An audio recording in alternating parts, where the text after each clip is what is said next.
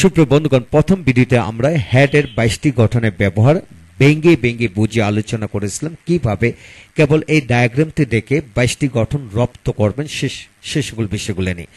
যারা প্রথম ভিডিওটি দেখেননি তারা প্রথম ভিডিওটি দেখে নেন, ইনশাল্লাহ এগিয়ে যেতে পারবেন। আজকের ভিডিওতে আমরা আলোচনা করব এখান থেকে এই অংশটি নিয়ে ভেঙে ভেঙে বুঝিয়ে আলোচনা করব কিভাবে পড়বেন, কিভাবে পড়লে রপ্ত করতে পারবেন পুরো বিষয়টি।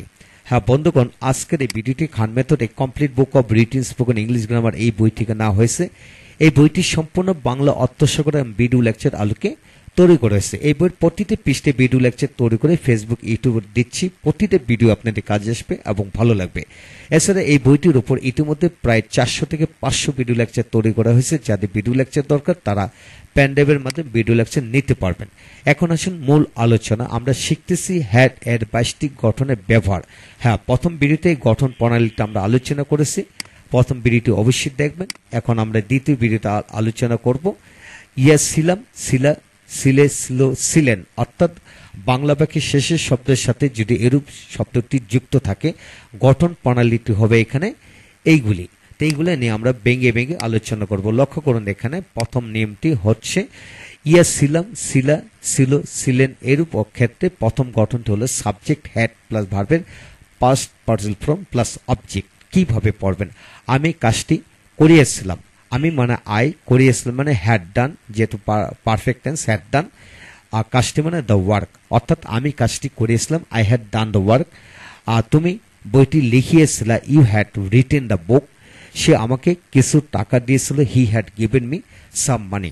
হ্যাঁ বন্ধুগণ, এরূপ আদলে আমরা হাজার হাজার বাক্য তৈরি করতে পারি। অর্থাৎ কিভাবে তৈরি করবেন? প্রথমে সাবজেক্ট বসাবেন। সাবজেক্টটি আমি সহকারে যে কোনো শব্দই হতে পারে। এখন সাবজেক্ট ছোট হতে পারে, অনেক বড় হতে পারে। তারপর আমি এরপরে সাবজেক্টের পরে হ্যাড বসাবেন, হেডের পরে ভার্বের পাস্ট পার্টিসিপল ফর্ম বসাবেন। অর্থাৎ হাজার হাজার ভার্ব বসে যে কোনো ভার্বের পাস্ট পার্টিসিপল ফর্ম বসে এরূপ আদলে আমরা হাজার হাজার বাক্য তৈরি করতে পারবো। তারপর প্রতিটা বাক্যকে আপনি নেগেটিভ করে পড়বেন। যেমন আমি কাজটি করিয়েছিলাম না, I had not done the work, I had not done the work. আমি কি কাজটি করেছিলাম, had I done the work. আমি কি কাজটি করেছিলাম না, had I not done the work. তো বন্ধুগণ, প্রতিটা বাক্যকে হাবোধক নাবোধক প্রশ্নবোধক করে পড়বেন। আর এরূপ আদলে কমপক্ষে 20টি থেকে 50টি বাক্য লিখে লিখে আপনি নিজে পড়ুন, আপনার সন্তানকে পড়ুন। সমস্ত জীবনের জন্য হ্যাডের এই গঠনটি অবশ্যই রপ্ত হয়ে যাবে। আর এছাড়া আপনাদেরকে মনে রাখেন যে আমি, তুমি, সে, তারা, অর্থাৎ আমি দে ইংলিশ ল্যাঙ্গুয়েজে এবং বাংলা ল্যাঙ্গুয়েজে 213 ভাবে বাক্যাংশ করে পড়া যায়।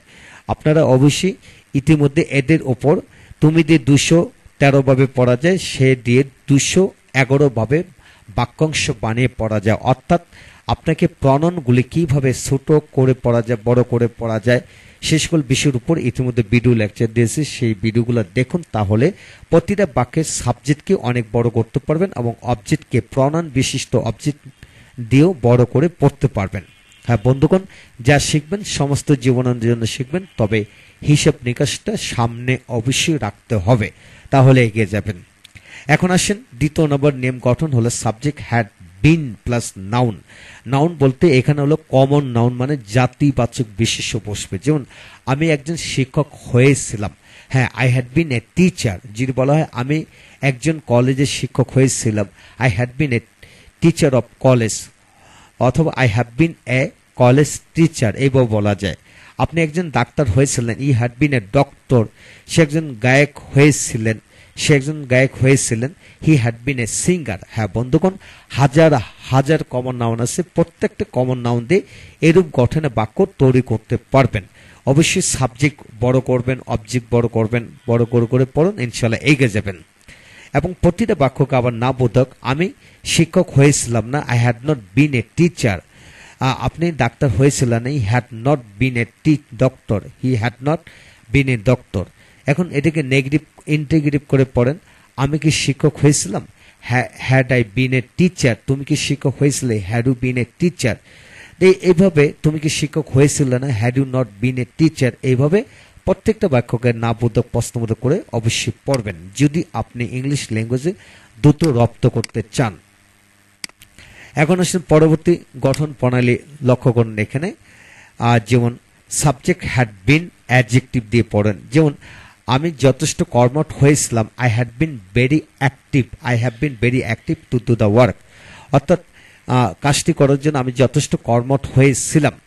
সে বেশ ধনী হয়েছিলেন, আপনি বেশ ধনী হয়েছিলেন, he had been rich, he had been rich. যদি বলা হয় আপনি বাড়িটি কেনার মতো যথেষ্ট ধনী হয়েছিলেন, he had been rich enough to buy a car, to buy a house, এইভাবে পড়তে হবে।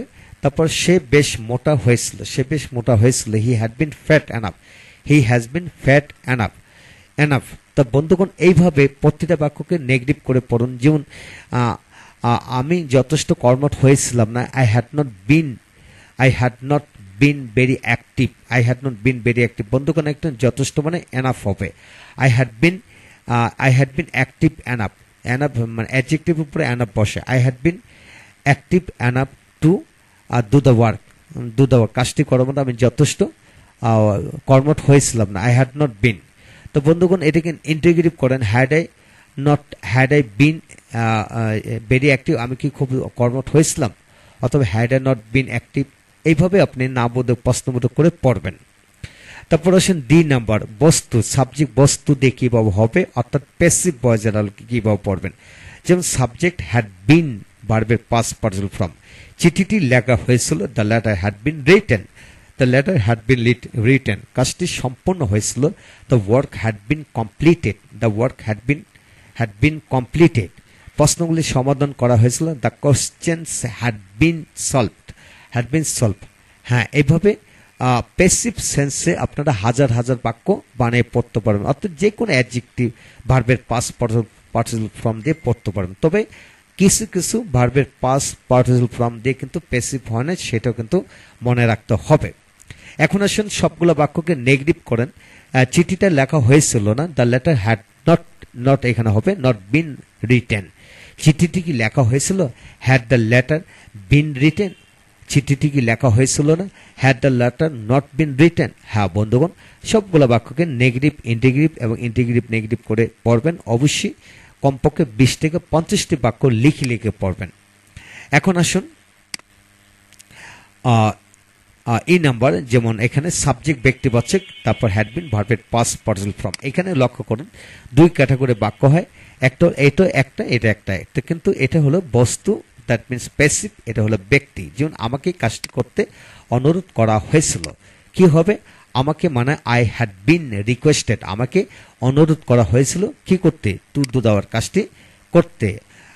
তো তাকে কিছু টাকা দিতে বলা হয়েছিল, he had been told to give some money, he had been told to give some money. তোমাকে প্রশ্নগুলি সমাধান করতে আদেশ করা হয়েছিল, you had been ordered to solve the questions. হ্যাঁ বন্ধুগণ, এরূপ বাক্যগুলোকে আবার নেগেটিভ করে পড়বেন, তারপর ইন্টিগ্রেটিভ করে পড়বেন, ইন্টিগ্রেটিভ নেগেটিভ করে পড়বেন। হ্যাঁ বন্ধুগণ, এই হলো আজকের বিষয়। যারা ইংলিশ ভালো করে রপ্ত করতে শিখতে চান, তাহলে আমাদের ভিডিওগুলো একে একে দেখুন।